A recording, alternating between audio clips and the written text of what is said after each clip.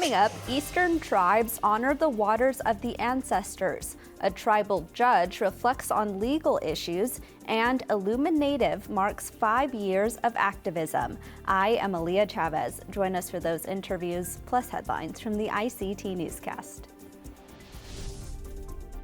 This program is made possible by the Corporation for Public Broadcasting, a private corporation funded by the American people.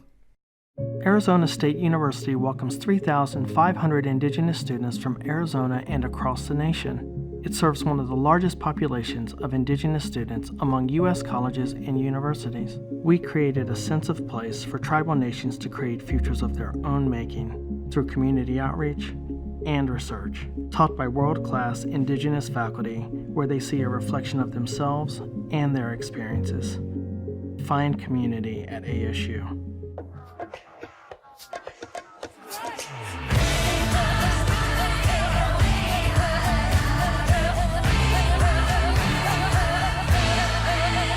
This is the ICT Newscast with Aaliyah Chavez. Go'otsi Hopa. Thank you for joining us. We start today in Kansas, where Representative Sharice Davids, one of the first 2 Native women elected to the U.S. Congress, faces a growing list of challengers in her next election. 3 Republican candidates have launched primary campaigns to try to be the one to unseat the lone Democrat from Kansas in the U.S. House of Representatives. Davids first won election in 2018 and has been re-elected twice. She prevailed last year despite the gerrymandering efforts of the Republican-led Kansas legislature. Her district was redrawn to make it more difficult for a Democrat to win. A spokesperson said Davids, who is a Ho-Chunk Nation citizen, looks forward to continuing work to make life easier for Kansas families. In the Pacific Northwest, activists are taking shifts to protect some of the few remaining native trees in the city from being destroyed. ICT's Pacey Smith-Garcia has more on this story. This is the scene in Seattle, Washington. Protesters are climbing and gathering in trees to keep them from being destroyed. That's because the real estate company Legacy Group Capital is hoping to build new housing here. The city says after a site survey, the trees would need to be removed in order to make that happen and has already given the go-ahead. The trees, which are believed to be 200 years or older, are some of the last remaining native trees in the area. Along with the environmental significance, they're also culturally significant to tribes within the area, including the Snoqualmie. Tribal leaders said the branches were modified over centuries to serve as trail markers. Local resident Andrew Stewart explained that the site's original plans didn't include the removal of the trees. We saw schematics that showed this tree staying here with the same housing that they're trying to put in. And so we were led to believe that this tree was going to be kept. Then we got surprised to learn that the final permits were approved with the tree being removed. The protesters who did not want to give their names out of fear of retaliation echoed this same sentiment. So I'm just dumbfounded that it seems like there's an easy solution to have the houses that they want on this lot if they would just take a small creative step. The organization, The Last 6,000, has joined calls to protect the trees, with officials adding they hope the protests would spark citywide change in conservation. Our majestic trees, for the most part, are our very largest native trees, and they are the most valuable in terms of keeping the community healthy and preserving our ecosystem. And we found that the city wasn't tracking these individual trees. They were only tracking something very broad, which was canopy. And we thought, it feels like we're switching out canopy, which can be even something like a tall bush, for a really rich member of our ecosystem who is a majestic tree. There is currently no clear timeline on when the trees will be removed, but in the meantime, protesters refuse to budge and say that they will stay as long as it takes to protect them. We have to win this tree. We have to win, because Luma is setting the tone for every other tree that's under threat in Seattle, the last 6,000 exceptional trees. And we have to show that we mean business, that we shall stand. We shall not be moved. For ICT News, Pacey Smith-Garcia. A law enforcement officer in South Dakota will not be reprimanded for his lack of action during a Native American man's overdose death. Robert Dennis Berta Enoch was detained by Charles Mix County Sheriff's Deputy John Workmeister on April 3rd for disorderly conduct and violating parole. The Sisseton Wahpeton Sioux citizen was jailed in Lake Andes, where he suffered seizures and was later discovered unresponsive. Enoch was transported to the Wagner Hospital, where he was pronounced dead. His death certificate lists methamphetamine toxicity as his cause of death. The State Standard Commission cleared Deputy Workmeister of the charge of conduct unbecoming an officer. It was determined the deputy lacked the training to identify signs of an overdose or to effectively assist when Enoch began to show signs of medical distress. The Sheriff's Department has responded to the incident with plans to institute a drug overdose policy and establish proper response training for deputies and correctional officers. And those are the headlines for the ICT Newscast.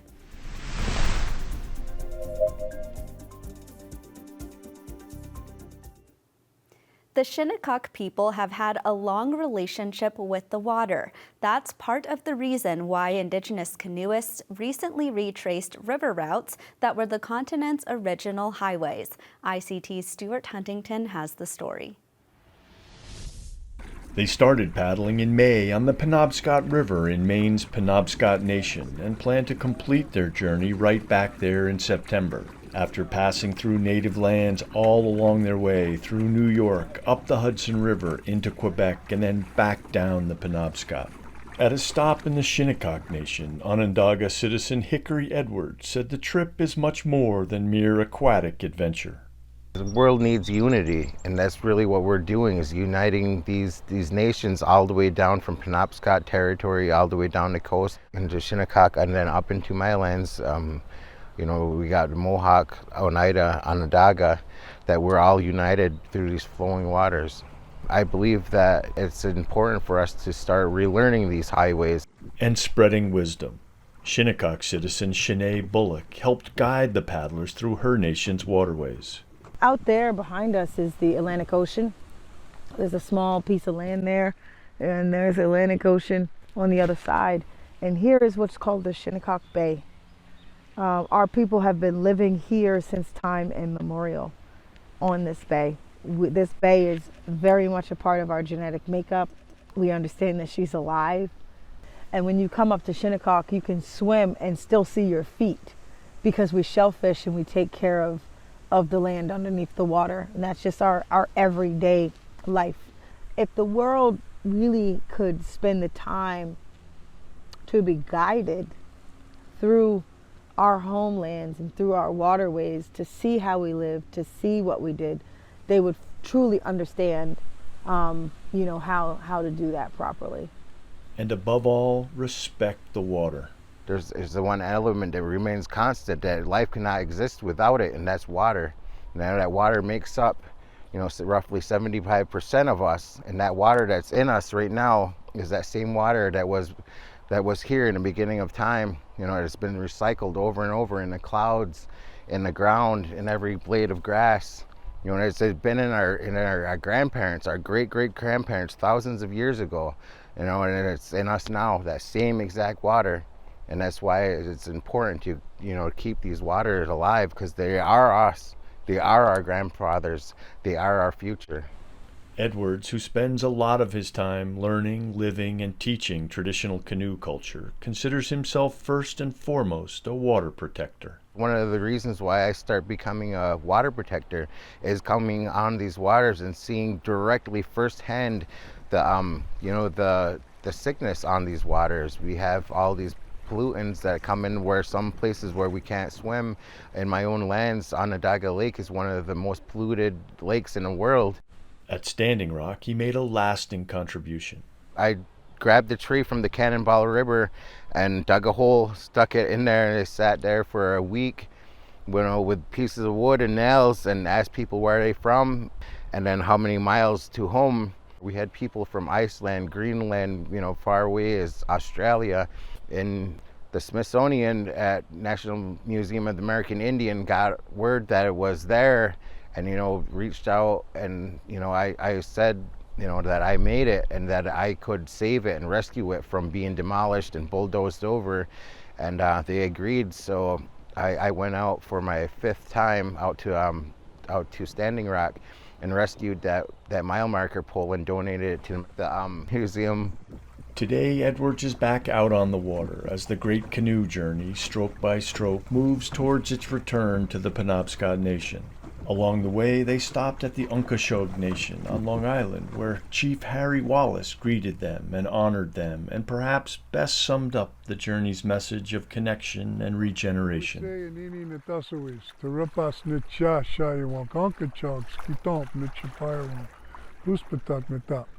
Greetings, my friend and relative. My name is Harry Wallace. Giwase Inini in my language, which means hunter man.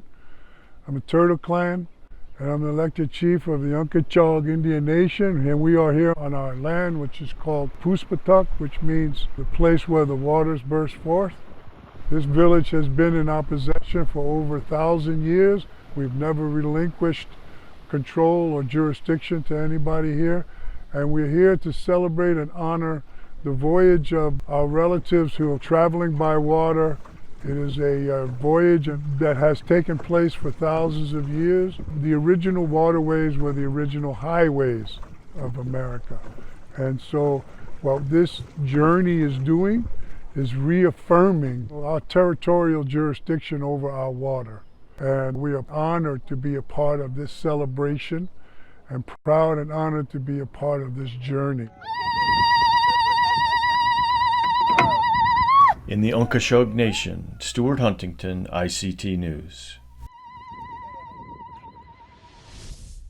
The Supreme Court of the Nottawaseppi Huron Band of Potawatomi has a new Associate Justice. Travis Trueblood told ICT's Joaqlin Estus that law wasn't his first career choice. Take a look. I learned even as I was going through school and I was kind of working on different newspaper projects, stringing along the way, that sometimes when you shine a light on different inequity issues, all you can do is shine a light on it, and your job as a reporter kind of ends there. So what's the next evolution of that, or what's the next step of that?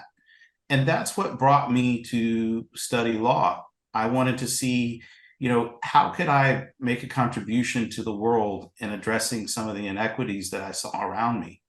So after you graduated, where did you go to law school?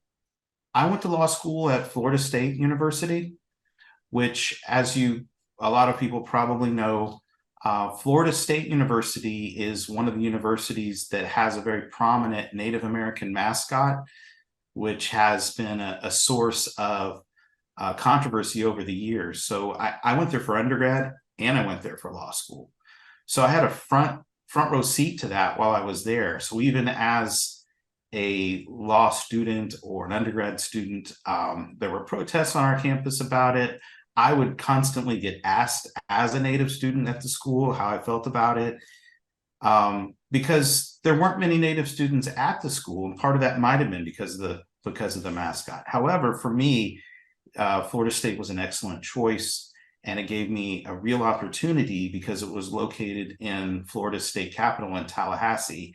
So while I was studying law, I worked in the governor's office for 2 Florida governors on Indian affairs while I was a law student. So the bigger opportunities for me were there, despite some of the controversy that revolved around the school. What did you do after you graduated? Around the year 2000, that's when Indian gaming really started to take off. Yes, there were tribes that had gaming before that and going back, but this is when it really started to take off. So you had in the legal industry a lot of bigger law firms that were attempting to meet that business challenge. Basically, they wanted the business of tribes who were getting into gaming. They saw big money there. So a lot of the bigger law firms in DC and out west were scrambling to hire Native American lawyers.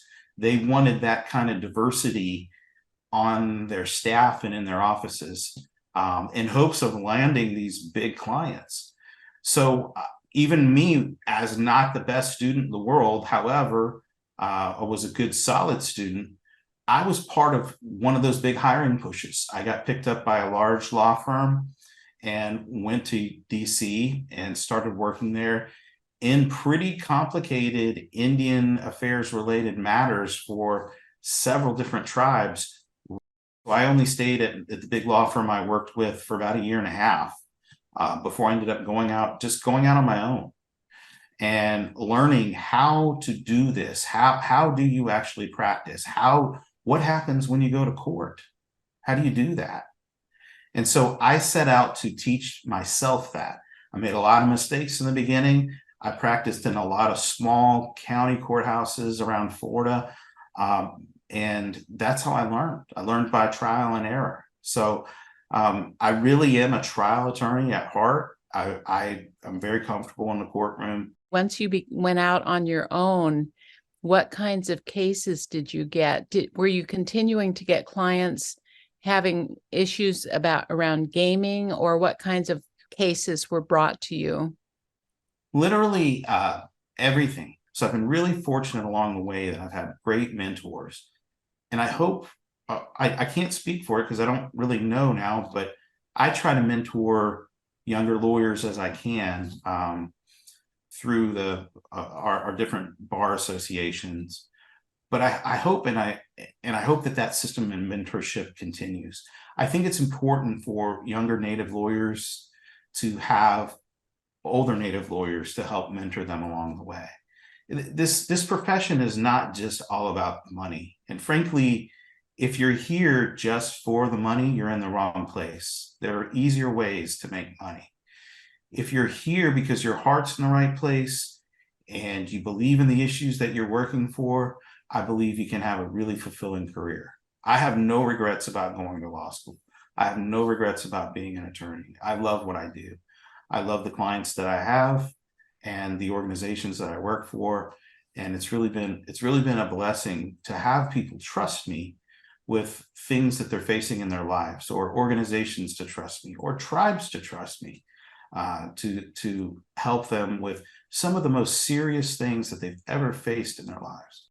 So now, going from that kind of array of different cases that you took on as a private attorney, what was it that about becoming a justice for one tribal court appealed to you? And I'm thinking that possibly there are cases that come before this tribal court where there are issues that are important, of particular interest or import to you.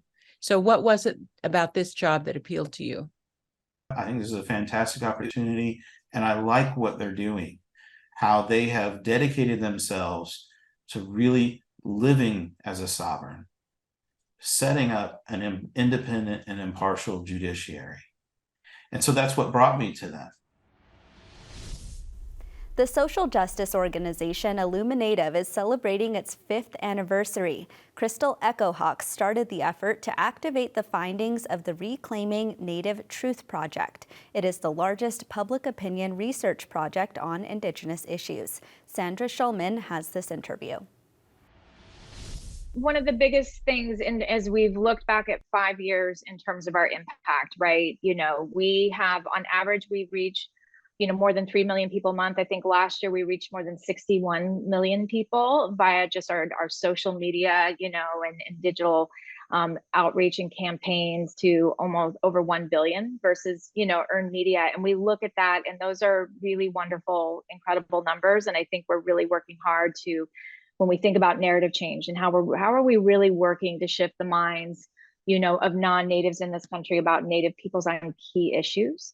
And I think how are we also really building, a broader consensus in Indian country also on key issues as well.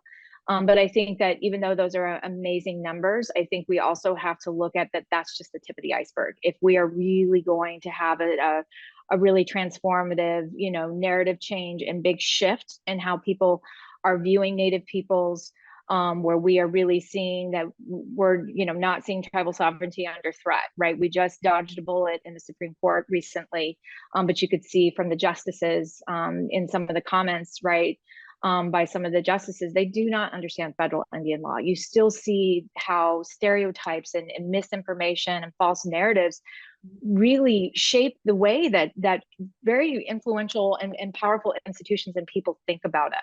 When we think about politics and politicians and all, it feels polarized. It feels like, is anything really getting done? But when we really look at when we can intersect, politics and social justice and culture, right? And media, it's a really powerful combination. And so we've just loved, again, the response to these Indigenous House events, and we'd love to see those grow in 2024, where we might be able to bring them to more cities.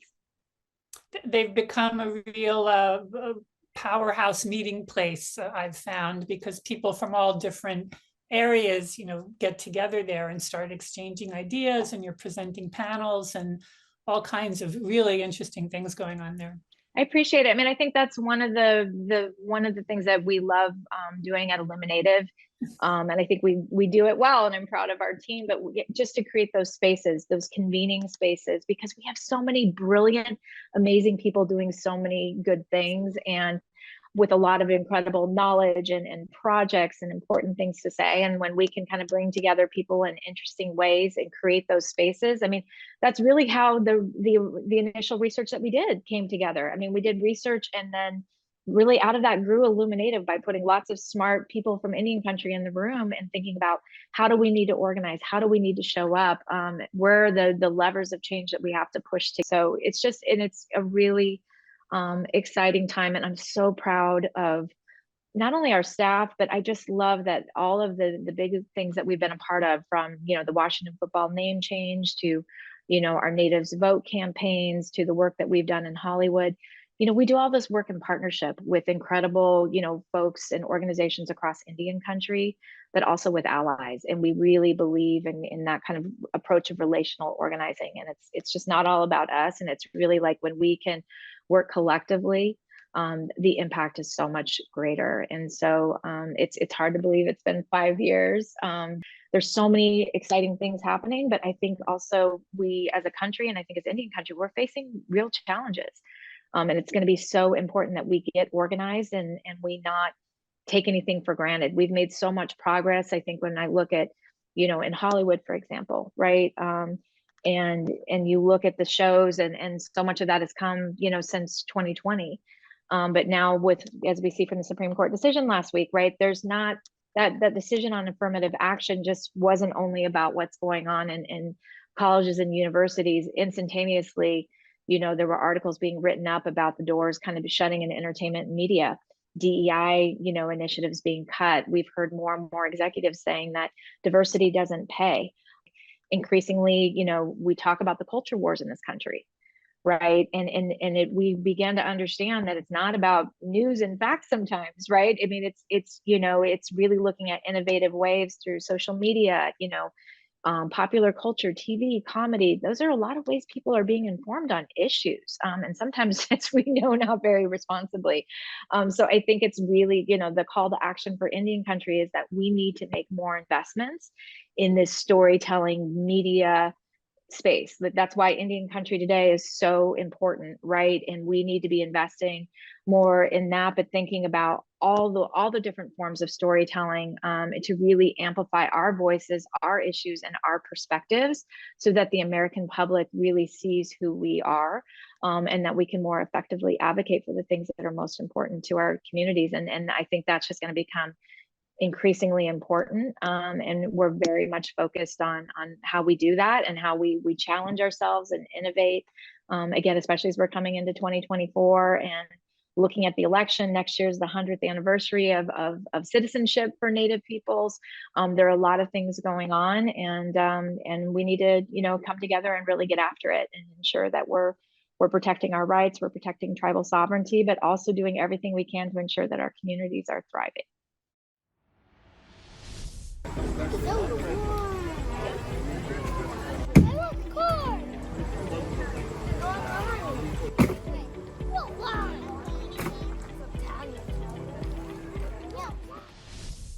Powwow season is in full swing. ICT's Karen Michelle was at the Winnebago Tribe of Nebraska's homecoming celebration. Let's watch the swan dance.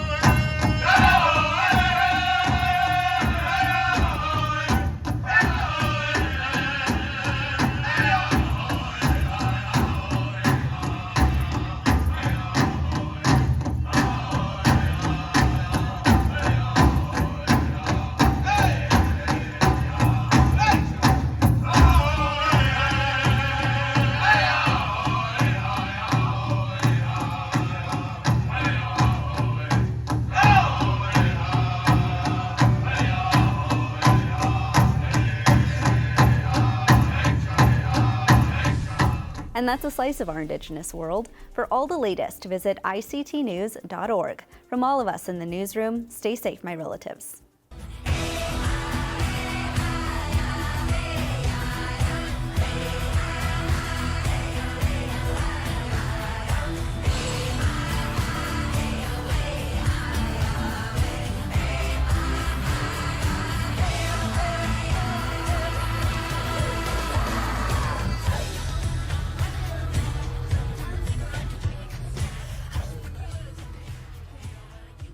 This program is made possible by the Corporation for Public Broadcasting, a private corporation funded by the American people.